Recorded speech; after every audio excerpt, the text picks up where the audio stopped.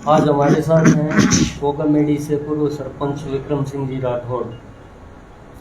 ये प्रगतिशील किसान होने के साथ साथ सामाजिक चिंतक भी है, सामाजिक विचारक भी है और समाजवादी छवि के साथ में पूर्णतया धर्मनिरपेक्ष छवि भी रखते हैं। तो आइए इनसे बातचीत करते हैं। लोग विक्रम जी, नमस्कार सर। ये बताइए कि मैंने कल सोशल मीडिया पर देखा था कि आपने कुछ लिख रखा था कि 0.47 mf पानी जो अपना है भादरा का, वो हमें नहीं मिल रहा है अपनी नहरों का। तो इसके लिए मतलब पहले वाली सरकारों ने और वर्तमान सरकार ने मतलब क्या कोई ऐसी रूपरेखा बनाई है जिससे कि ये पानी हमें मिल सके? देखिए 0.47 ये हमें एक पंजाब का समझौता हुआ था जिसे लोंगोवाल एकॉर्ड के नाम से जानते हैं। तो उसमें हमें अलॉट हो गया था। चूँकि उस समय हमारे पास में जो है ये नहरी तंत्र इतना विकसित नहीं था, इसलिए उस समय ये तय हुआ था कि जब नहरी तंत्र विकसित हो जाएगा तब पानी आपको दे दिया जाएगा। और इसके लिए राजस्थान सरकार ने हरियाणा में नहर बनाने के लिए जो भी सरकार की सिस्टम होता है, कुछ पैसे देने थे सरकार के स्तर पर, वो भी दे दिए थे। ज़मीन एक्वायर भी कर ली गई थी। परंतु कुछ समय पहले बादल सरकार ने उस समझौते को जो हुआ था उसको भंग कर दिया। उसके बाद में राजस्थान सरकार जो है ट्रिब्यूनल में, सुप्रीम कोर्ट की, और एक ट्रिब्यूनल होता है जो पानी अंतर्राज्यीय पानी बंटवारा जो जितने भी समझौते हैं उनके बारे में अगर कोई विवाद हो तो वो सुनता है, वहाँ गए। परंतु दुर्भाग्य है कि शायद मेरे ख्याल में 15 साल हो गए होंगे वो फाइल अभी आगे उसके जाने के बाद में आगे खिसकी ही नहीं है। उसमें कार्यवाही अगर सरकार चाहे तो ही संभव है, क्योंकि कई राज्यों के 50-50 साल पुराने मामले भी उस ट्रिब्यूनल में पड़े हैं। तो असल में वो एक ट्रिब्यूनल में जाना जो है वो एक खांचा है जिसमें सरकारों के ऊपर दबाव नहीं बने और न्यायालय का नाम लेकर के और वो उसको लिंगर ऑन करते हैं और अपनी जिम्मेदारी से मुक्त हो जाएं। वास्तव में सरकार चाहे तो ये कोई बहुत मुश्किल काम भी नहीं है और हमारा हक है, देना चाहिए। अब कोर्ट में मामला है। इसके साथ साथ इस मामले पर जो राजनीतिक रूप से जो जागरूक होकर के हमारे जो जनप्रतिनिधि हैं, चाहे हमारे सांसद हों, चाहे हमारे यहाँ के MLAs हों, उन्होंने भी कभी इस मामले में कोई बहुत ज़्यादा रुचि नहीं दिखाई है। कि जल संसाधन मंत्री तो वो केंद्र सरकार में राजस्थान से हैं और बहुत एक्टिव है, उन तक बात पहुँचाई भी है। अब देखते हैं क्या निष्कर्ष निकल कर के आता है। ये तो हो गया कि सरकारें इस मामले में संजीदा नहीं है कि ये काम हो और 0.47 mf पानी हमें मिले। लेकिन ये देखा है कि जो राज्य सरकार के तहत जो बात है वो भी सही नहीं हो रही, क्योंकि यहाँ पर नाले खाले मोगे सब टूटे पड़े हैं, कहीं कुछ है कहीं कुछ है। तो इसके लिए असल में क्या है कि सरकारें जो है ना, सरकारों का मूल जो किसान के प्रति या गरीब मजदूर है, जो कमज़ोर तबके के लोग हैं, उनके प्रति सिर्फ चुनाव में तो एक भाषण देते हैं कि हम अंतिम व्यक्ति तक सरकारी योजनाओं का लाभ पहुंचाएंगे। परंतु मैं आपको बताऊं,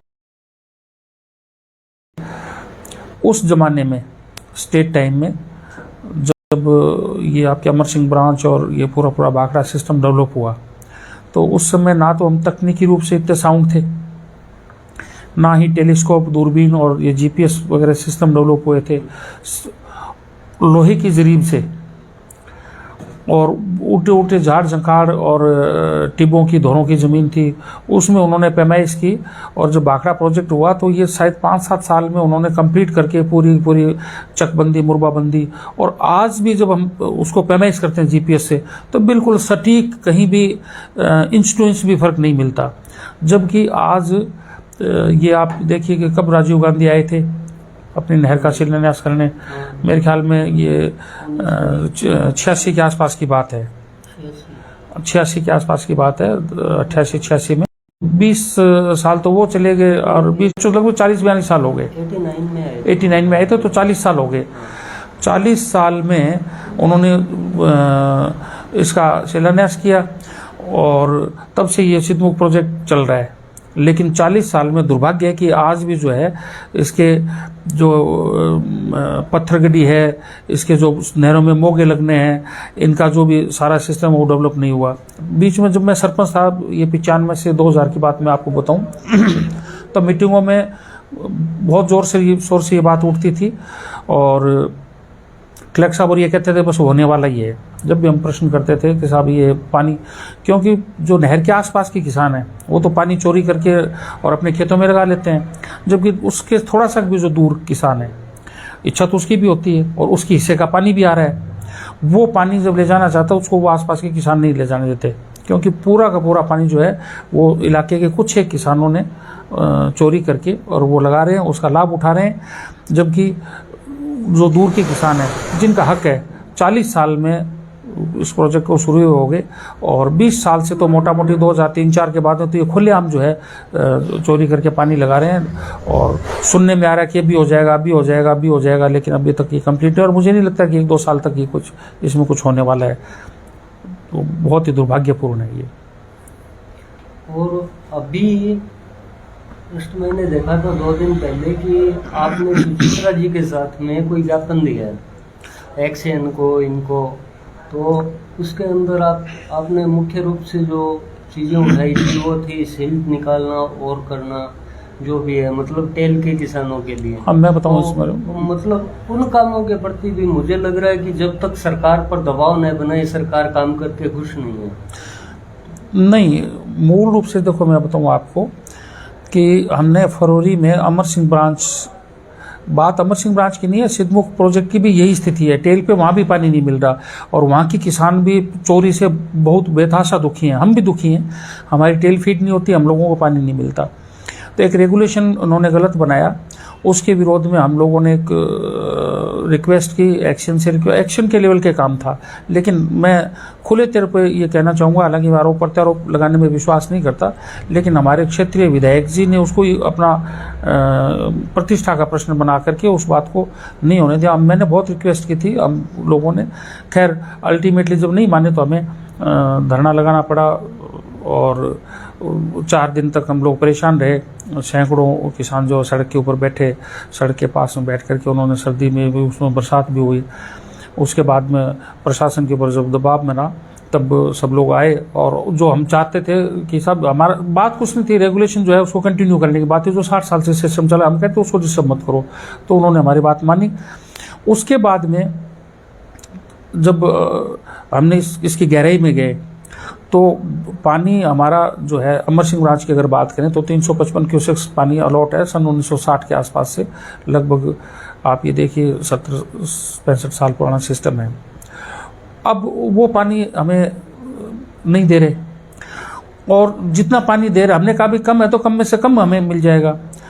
तो वो पानी जो है चोरी होती है आपकी जीरो से लेकर के, और ये बोजासर हेड जहाँ से नेट NTR और DPN बाइफरकेट होती हैं उसके बीच में इतनी चोरी होती है, जिसमें मलखेड़ा, गांधी और ये पीछे बिराण वाले ये जो 5-7 गांव हैं वो पानी आगे जाने नहीं देते। अच्छा, खुलेआम बर्मा लगा के चोरी करते हैं, अंदर से पानी लगा करके अपने डिग्गियों में भरते हैं। और इसका सबसे बड़ा सबूत, कोई कहे कि साहब नहीं चोरी होती, तो एक सिस्टम आपके सोशल मीडिया पे एक इंटरव्यू घूम रहा था, तो मैंने बात की एक्शन साहब से और AN वगैरह से, तो उन्होंने कहा साहब अभी तो हमारे पास में कोई आदेश नहीं है। मैंने चीफ साहब से बात की, उन्होंने फ़ोन नहीं उठाया। तो फिर मैंने कहा कि भाई इसका एक्चुअल जयपुर में किस ऑफिस में ये हो सकता है। तो मुझे किसी ने बताया कि यहाँ जनरल चीफ, मुझे नहीं पता था कि यहाँ भी जयपुर में भी कोई चीफ के ऊपर भी चीफ बैठते हैं। तो जनरल चीफ जो आपकी इरीगेशन के पूरा सिस्टम देखते हैं, जिसमें भाखड़ा, IGNP, दूसरे चंबल वगैरह के सारे, तो इनका general chief engineer additional secretary to water resources का एक पद है। तो वो सिंचाई भवन में बैठते हैं। मैंने पता किया तो मैं वहाँ गया उससे पहले मैंने वहाँ XMLA सुचित्रा जी बहुत संजीदा है, किसान नेता हैं और किसानों की पीड़ा समझती हैं। असल सही बात तो ये कि समझने वाला आदमी चाहिए। तो और वो आजकल उपाध्यक्ष भी हैं इस स्टेट जो है आपके एग्रो इंडस्ट्री, मैंने उनको अवगत कराया, वो हम आए तो उन्होंने मैं आश्वस्त किया था, हमारे सामने चीफ साहब ने बात की और हमें आश्वस्त किया था कि 2-4 रोज में आपका जैसे ऑफिस खुलेगा नेक्स्ट हो जाएगी। चूँकि उस दिन चीफ साहब वहीं थे जयपुरी, तो उन्होंने आश्वस्त किया था कि मैं अभी चीफ साहब से मीटिंग उसमें डिस्कस कर लूँगा और आपका जायज़ बात हो जाएगी। हमारे सामने एक्शन से बात की थी, तो एक्शन ने भी कैसा होने वाला काम है, रूटीन वर्क है, तो वो काम शुक्रवार को जो भी स्वीकृतियाँ जारी होनी थी वो जारी हो गई। तो मैं धन्यवाद देना चाहूँगा चीफ को और यहाँ के एक्शन को भी, जिन्होंने प्रस्ताव भेजा, हमें सही रास्ता बताया। वास्तव में ये चीफ लेवल के काम का, वहाँ का जयपुर के लेवल का काम भी नहीं था, रूटीन हर बार ही होती है। इन 2-3 साल में पता नहीं हर चीज़ को जो है इवेंट मैनेजमेंट के रूप में प्रचारित करने का वो एक सिस्टम बन पड़ा कि छोटी सी स्वीकृति भी जारी होने की कोई मोटा काम नहीं है, 5-7 लाख रुपए का काम होगा, शायद 10 लाख का होगा, इससे ज़्यादा का काम भी नहीं है सफाई का, परंतु वो हो गया। अभी नहर चल रही है, नहर बंद होती है, उम्मीद है टेंडर जारी होकर के अगली बार जब नहर आएगी उससे पहले पहले वो 5-7 दिन में पूरा हो जाएगा। कोई बहुत ज़्यादा बड़ा काम नहीं है, तो मैं ठीक है आपकी व्यवस्था। अभी किसानी पर तो इनसे बात हो चुकी है, अब थोड़े से कुछ सवाल जो आज के समय में सामाजिक चिंतन को लेकर, समाज को जो चीज़ें चिंतन करना चाहिए या फिर जिन पे विचार करना चाहिए, ऐसे कुछ सवालों को लेकर कि जैसे सांप्रदायिक ध्रुवीकरण है, वो देश के छोटे बड़े हर हिस्से के अंदर उसकी कोशिशें जारी हैं। तो इन चीज़ों से हम कैसे निजात पाएँ, क्या करें क्या नहीं, तो इसके लिए इनसे कुछ सवाल करते हैं। देखो तो देश के अंदर छोटा हो चाहे बड़ा हो, मतलब जो भी एरिया है, इलाका है, उसके अंदर सांप्रदायिक ध्रुवीकरण कोशिश जो हो रही है वो कोई आप और हम नहीं कर रहे, ये सरकार का एजेंडा है, बीजेपी का एजेंडा है और विशेष तौर पे संघ का और मोदी जी का एजेंडा है। जब से मोदी जी आए हैं उसके बाद में इस एजेंडे को बहुत तेज़ी से आगे बढ़ा रहे हैं और इसके लिए हो सकता है उनका एक अलग से कोई सेल भी बना हुआ हो जिसको बेतहाशा फंड्स की व्यवस्था भी होती हो, क्योंकि सांप्रदायिक एक जहर घोलना समाज में, मैं समझता हूँ ये बिल्कुल भी घटिया राजनीति है और इसके जो प्रतिफल है वो आने वाली पीढ़ी, हम लोग तो मैं जैसे अब 60 के घर में हूँ तो हम लोग तो जीवन जी चुके, लेकिन आप और आपके जो बच्चे आएंगे वो पता नहीं किस माहौल में जी पाएंगे कि नहीं जी पाएंगे। सारे दिन डर के रहना, सारे दिन टेंशन रहना कि पता नहीं कब क्या हो जाए। जब आदमी को आदमी से के ऊपर वापस में विश्वास नहीं रहेगा, भाई हम धर्म देख करके, हम कपड़े, अब जैसे मोदी जी का भाषण था कि कपड़े देख करके पहचान होती है, जब हम कपड़े देख करके, धर्म देख करके, भाषा, हम किसी के प्रति अपनी, तो मैं समझता हूँ बहुत ही दुर्भाग्यपूर्ण स्थिति होगी और ये कोई एक सरकार का एजेंडा है। सरकार एक बहुत बड़ा पैसा इसके ऊपर खर्च कर रही है और बहुत गलत हो रहा है। धर्म, आपकी पूजा पद्धति, ये एक निजी मामला है, ये सार्वजनिक मामला नहीं है। मेरे घर में मैं रामायण का पाठ है, जो भी है हमारे जो बुजुर्ग करते हैं उनके अनुसार, सामर्थ्य अनुसार हर साल करता हूँ, लेकिन वो कोई दिखावे का या इस तरह का इशू नहीं है, पर वो दुर्भाग्य से बना दिया, सड़क पे ला दिया धर्म को, तो मैं इसको निंदा भी करता हूँ और ये दुर्भाग्यपूर्ण है। और ये आप बच्चों को, जो आज की नई पीढ़ी है, उसको बहुत गंभीरता से इसके ऊपर मनन करना होगा। ये डायरेक्ट सी कोई सामान्य बात नहीं है। मैं इसके ऊपर सोशल मीडिया में भी लिखता हूँ और ईमानदारी से जो भी मेरे मन में आता है वो लिखता हूँ, वो बात कहता हूँ। ये बहुत ही गलत हो रहा है, दुर्भाग्यपूर्ण। इलाज हमारे पास में नहीं, हम तो बहुत छोटी सी जगह में ज़्यादा कुछ कर भी नहीं सकते, लेकिन